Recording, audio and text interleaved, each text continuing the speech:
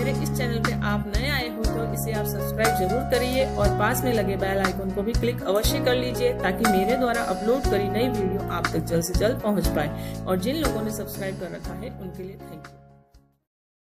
नमस्कार दोस्तों, मैं सीमा डेवन मेरे इस YouTube चैनल में आपका फिर से एक बार बहुत बहुत स्वागत करती हूं। आज हमारा इस वीडियो में बहुत इंटरेस्टिंग टॉपिक है दोस्तों कि कुंडली के दोष हम इस श्रावण मास में किस तरीके से दूर करें। बहुत ही पवित्र महीना प्रारंभ होने जा रहा है। आप सब लोग भली भांति से ज्ञात है आपको इस चीज का कि श्रावण मास का महीना प्रारंभ होने जा रहा है।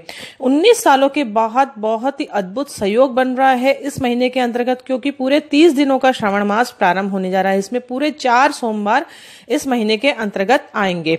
28 जुलाई से श्रावण मास प्रारंभ हो जाएगा, तो आप शिव जी की पूजा व आराधना करना शुरू करें और अपने जीवन में से सभी समस्याओं का निजात आप खुद कर सकते हैं। दोस्तों, आपकी कुंडली में यदि कोई दोष है तो वह किस तरीके से दूर करें, आपको आज मैं इस वीडियो के अंतर्गत कुछ खास उपाय, यूनिक उपाय बताऊंगी। यदि आप ध्यान पूर्वक सुनेंगे तो आप समझ पाएंगे और उन उपायों को यदि आप अपने जीवन में करेंगे तो मैं दावे के साथ कहती हूं कि आपके जीवन में आने वाली सभी समस्याओं से आप निजात पाएंगे। कुंडली में शुभ और अशुभ दोनों तरह के योग होते हैं, ये तो हम भली भांति से जानते हैं। कुंडली में शुभ योग बनते हैं तो व्यक्ति तरक्की और सफलता पाता है। वहीं अगर किसी कुंडली में कोई भी ग्रह अशुभ स्थिति में हो तो उसका जीवन में बहुत अधिक परेशानियों का सामना उसे करना पड़ता है। ज्योतिष में खराब ग्रह को अपने पक्ष में करने के लिए कई तरह के उपाय बताए गए हैं।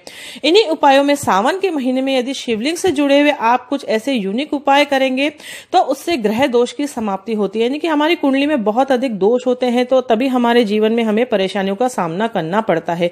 हमारा विवाह नहीं हो रहा है, हमारे को व्यापार में उन्नति नहीं मिल रही है, जॉब नहीं मिल रहा है, संतान से सुख नहीं मिल रहा है, यानी कि किसी भी तरह की कोई भी परेशानी हो तो सब वह ग्रह दोष के कारण ही होता है। तो चलिए आइए जानते हैं दोस्तों कौन से ऐसे यूनिक उपाय है जो आप कर सकते हैं इस श्रावण मास में शिवलिंग पर, और आप भगवान भोलेनाथ को प्रसन्न करके मनोकामनाएं अपनी पूरी कर सकते हैं। सबसे पहले मैं बात करती हूँ शनि की 7.5 को दूर करने के लिए आप कौन सा ऐसा अचूक उपाय करें, और शनि की अढ़ैया को दूर करने के लिए भी आप कौन सा ऐसा अचूक उपाय करें। हम भली भांति जानते हैं दोस्तों कि वृषभ और कन्या राशि को शनि की अढ़ैया है। पूरे साल भर उन्हें जीवन में बहुत अधिक परेशानियां हो रही होगी, और वृश्चिक, धनु और मकर राशि वाले को शनि की 7.5 से जूझना पड़ रहा होगा। वैसे तो मैंने उपाय बता रखे हैं, लेकिन यह श्रावण मास में यदि आप एक छोटा सा उपाय करेंगे तो मैं दावे के साथ कह सकती हूँ कि आपको शनि की 7.5 के कुप्रभाव से निजात मिलेगा। शनि के दोष को दूर करने के लिए आप शिवलिंग पर दही चढ़ाएं। दही चढ़ाने से शनि की 7.5 का प्रभाव कम हो जाएगा। मात्र एक दही चढ़ाने से ही आपको शनि की 7.5 के दोषों से आप दूर हो जाएंगे। ऐसा नहीं है कि आप एक दिन दही चढ़ाएं, आप पूरे श्रावण मास यदि शिवलिंग पर पूरी विधि विधान से पूजा अर्चना करेंगे और दही चढ़ाना नहीं भूलेंगे, यानी कि आप अपनी पूजा में दही का यूज करना ना भूले। यदि आप शिवलिंग पर दही चढ़ाएंगे तो शनि की 7.5 के दोषों से आप निजात पाएंगे दोस्तों। और इसी तरीके से यदि आपकी जन्म पत्रिका के अंतर्गत राहु और केतु की दशा या फिर अंतरदशा चल रही है और वह मारक स्थिति में, यानी कि उनके कुप्रभाव को आपको झेलना पड़ रहा है, उनसे आपको कोई हानियों का सामना करना पड़ रहा है अपने जीवन में, तो आप शिवलिंग पर दूर्वा घास चढ़ाए। यानी कि कहने का मतलब यही है कि आप पूरी विधि विधान से पूजा कर रहे हैं तो दूर्वा घास चढ़ाना न भूले। शिवलिंग पर दूर्वा घास चढ़ाने से राहु और केतु के प्रभाव को कम किया जा सकता है।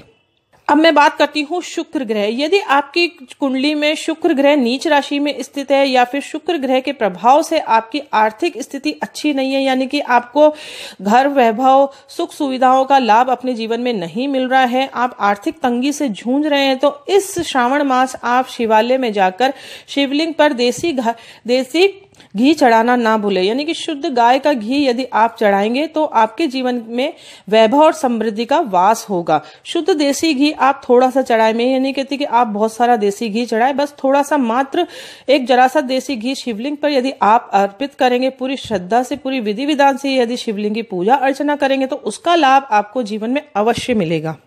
इसी तरीके से यदि आपकी कुंडली में मंगल ग्रह बुरा प्रभाव डाल रहा है, यानी कि मंगल आपकी नीच राशि में स्थित है या फिर बुरे ग्रहों के प्रभाव में है, जिससे आपके जीवन में यदि कोई परेशानी आ रही है, तो आप शिवलिंग पर गिलोय का रस चढ़ाएं दोस्तों।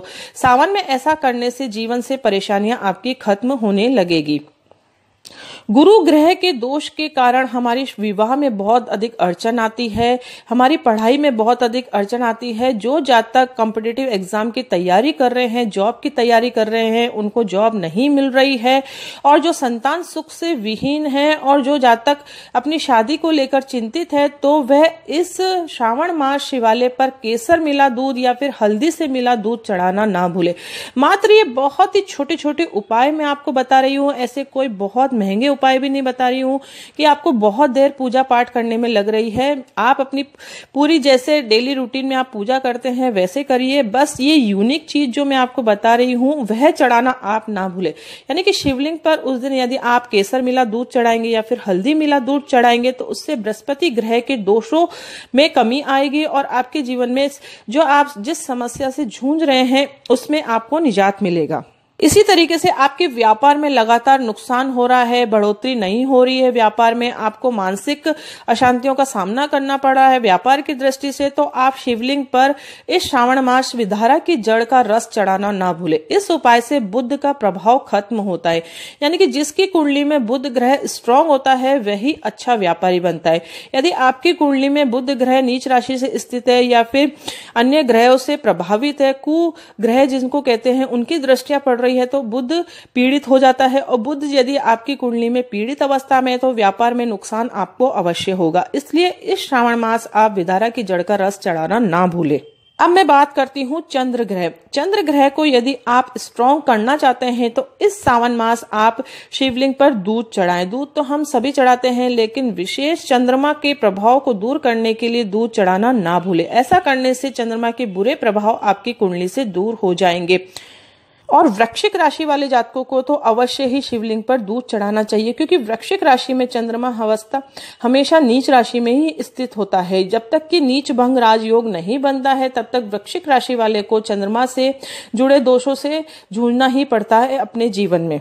और इसके अलावा आप चंद्र ग्रह को स्ट्रॉन्ग करने के लिए ओम सोम सोमाय नमः मंत्र का जाप भी कर सकते हैं। मंदिर में बैठकर या फिर अपने घर में बैठकर इस मंत्र का जाप भी करेंगे तो आपकी कुंडली में चंद्र ग्रह स्ट्रॉन्ग होगा। ये मैंने आपको 9 ग्रहों को स्ट्रॉन्ग करने के लिए बहुत छोटे छोटे उपाय बताए हैं। इसके अलावा आप 9 ग्रहों को स्ट्रॉन्ग करने के लिए मैंने मंत्र बता रखे हैं। 9 ग्रहों के अचूक मंत्र नामक वीडियो में आप देखकर जान सकते हैं। मेरे पास बहुत से कमेंट्स आते हैं, मैम हमारी जॉब नहीं लग रही है, व्यापार में उन्नति नहीं हो रही है, हमारी शादी नहीं हो रही है, लव मैरिज नहीं हो रही है। तो मैं सभी का उपाय मंत्र और रत्न से बताती हूँ। रत्न भी यदि आप धारण करेंगे तो उसका पॉजिटिव परिणाम आपको अवश्य मिलेगा। और मंत्रों में बहुत अधिक शक्ति होती है दोस्तों, आप इसको करेंगे तो आप खुद जानेंगे। आप खुद कमेंट्स के द्वारा पूछ लेते हैं, लेकिन मंत्रों का उच्चारण यदि आप नहीं करते हैं तो उस समस्या से आप जीवन में जूझते ही रहेंगे। मैं अपना यूनिक टाइम निकालकर आपको उपाय बताती हूँ। मुझे एक कुंडली विवेचन करने में बहुत अधिक समय लगता है। मैं सभी का समय पर जवाब देती हूँ, मुझे पूरा दिन भर हो जाता है, लेकिन मैं चाहती हूँ कि आप जो मैं आपको उपाय बता रही हूँ उसका आप फायदा उठाएं, इन मंत्रों का उच्चारण करें, क्योंकि खुद ब्रह्मा जी ने बाध्य करा है सभी ग्रहों को यदि उनके आप नमन करेंगे, उनके मंत्रों का उच्चारण करेंगे तो पॉजिटिव परिणाम आपको अवश्य मिलेगा। आपकी जो भी परेशानी होती है उसके अकॉर्डिंग और आपकी जन्म पत्रिका के अंतर्गत जो भी ग्रह पीड़ित होता है उसके अनुसार मैं आपको मंत्र बताती हूँ और रत्न रिकमेंड करती हूँ। तो आप ये 2 उपाय भी करेंगे तो आपके जीवन में सभी समस्याओं से आप निजात पाएंगे। लेकिन यह बात होती है कि करना तो आपको ही पड़ेगा, क्योंकि कुंडली में यदि ग्रह स्ट्रांग होंगे तभी हमारे जीवन में हमें शुभ फलों की प्राप्ति होगी। यदि वे ग्रह स्ट्रांग ही नहीं होगी, उनकी डिग्रियां यदि कम है तो भी हमें शुभ फलों की प्राप्ति नहीं होती है। हम भविष्यवाणी हर महीने की आपको बताते हैं कि आपके इस तरीके से हो जाएगा, इस तरीके से आपको फलों की प्राप्ति होगी, लेकिन आपकी जन्म पत्रिका के अंतर्गत वह ग्रह बलहीन है, यानी कि उसके अंदर बल ही नहीं है शुभ फलों की प्राप्ति देने के लिए, तो आपके जीवन में कैसे शुभ फल प्राप्त होंगे। इसलिए आप मंत्रों का उच्चारण अवश्य करें और रत्न भी धारण करें। दोस्तों ये मेरी छोटी सी एक रिक्वेस्ट है, आप यदि माने तो बहुत अच्छा है, आपके जीवन में सभी समस्याओं से आप निजात पाएंगे। दोस्तों ये थी छोटी सी जानकारी कि आप इस श्रावण मास 9 ग्रहों को कैसे स्ट्रॉन्ग कर सकते हैं। यदि आपको मेरा ये वीडियो पसंद आया तो इसे आप प्लीज लाइक जरूर करें, क्योंकि लाइक करने से दूसरों के पास भी ये वीडियो बहुत जल्दी पहुंचता है, इसलिए आप लाइक जरूर करें और दूसरों के साथ भी इसे शेयर अवश्य करें। अपने फेसबुक और व्हाट्सएप फ्रेंड्स से आप इसे शेयर भी अवश्य करें, क्योंकि दूसरों को भी इन चीजों का यदि ज्ञान होगा तो वह इस श्रावण मास अवश्य उपाय करेंगे। बहुत छोटे छोटे उपाय मैंने आपको बताए हैं, आप अवश्य करें इन्हें दोस्तों।